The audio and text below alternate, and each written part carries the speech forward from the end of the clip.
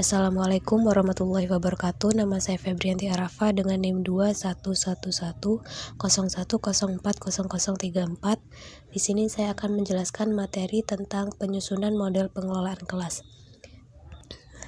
Yang pertama ada pengertian dari pengelolaan kelas di sekolah dasar. Pengelolaan kelas terdiri dari dua kata, yaitu kata pengelolaan dan kata kelas. Untuk mendefinisikan istilah pengelolaan kelas perlu melacak definisi kedua kata tersebut. Menurut Syaiful Bahri, pengelolaan kelas adalah keterampilan guru menciptakan dan memelihara kondisi belajar yang optimal dan mengembalikannya bila terjadi gangguan dalam proses interaksi edukatif. Keharmonisan hubungan guru dengan peserta didik, tingginya kerjasama di antara peserta didik tersimpul dalam bentuk interaksi. Lahirnya interaksi yang optimal tentu saja tergantung dari pendekatan yang guru lakukan dalam rangka pengelolaan kelas agar pembelajaran menjadi efektif. Ada juga macam-macam dari pendekatan. Yang pertama ada pendekatan kekuasaan. Dengan melalui kekuasaan dalam bentuk norma, itulah guru bisa mendekati murid-muridnya. Yang kedua ada pendekatan ancaman. Dari pendekatan ancaman atau intimidasi ini pengelolaan kelas juga bisa dilakukan.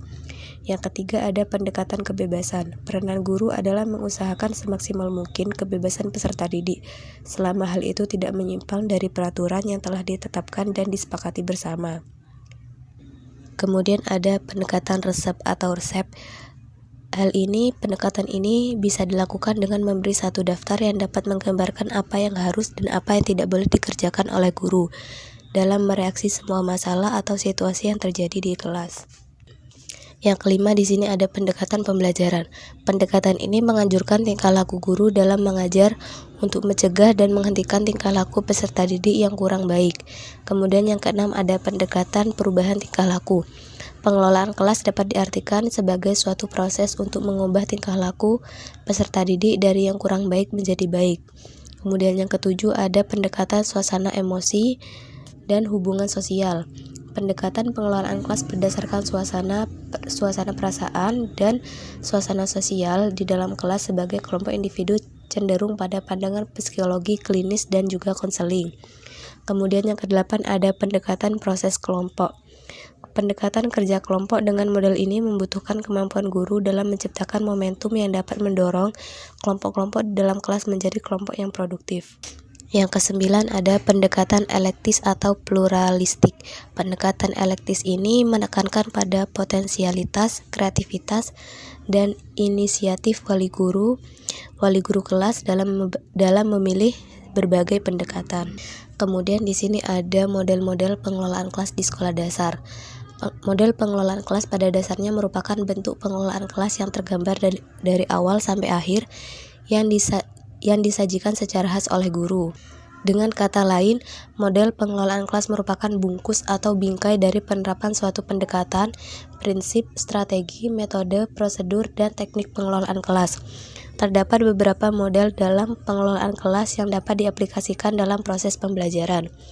Kemudian di sini juga ada macam-macam dari model pengelolaan kelas. Yang pertama ada model humanistik. Para model ini intervensi pembelajar sangat dikurangi, bahkan lebih menitikberatkan pada partisipasi aktif pembelajar. Kemudian yang kedua ada model behavioristik. Pada pengelolaan kelas menekankan pada peran vital pembelajar dan arahan atau instruksi dari pembelajar. Kemudian yang ketiga ada model demokratis. Model demokratis juga sangat menghargai perbedaan dan hak-hak individual pembelajar dan bahkan menekankan pada pentingnya kebebasan bersuara.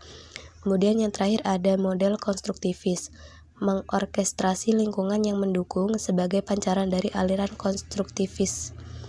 Tentunya model ini lebih berpihak pada pendekatan pembelajaran student-centered seperti pada model humanistik dan model demokratik. Mungkin itu saja materi yang dapat disampaikan, semoga bisa bermanfaat. Wassalamualaikum warahmatullahi wabarakatuh.